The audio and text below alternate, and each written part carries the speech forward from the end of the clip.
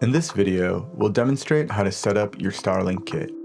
Your kit includes everything you need to connect to the internet. This includes your Starlink, base, 75-foot Starlink cable, 6-foot power cable, and Wi-Fi router.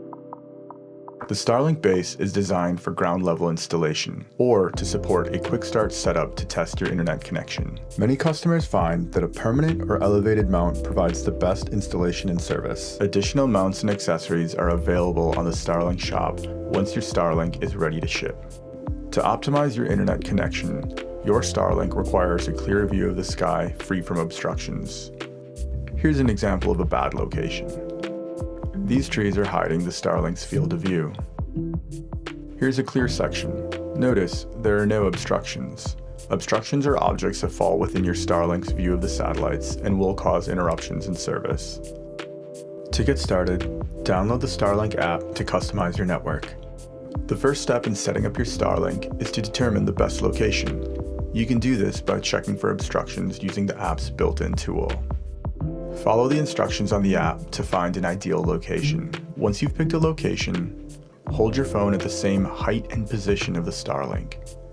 While scanning the sky, you will see the area that needs to be clear based on your region. Picking a location clear of obstructions will help optimize your connection.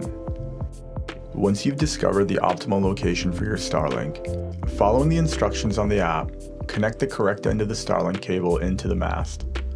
Once connected, position the Starlink in the base. When connecting your cable, do so in a dry environment and confirm that your connector is free of debris and isn't damaged. The bottom of the cable housing should be flush with the mounting line on the dish. Be careful not to force the connector to avoid damage if it's misaligned. It should easily mate.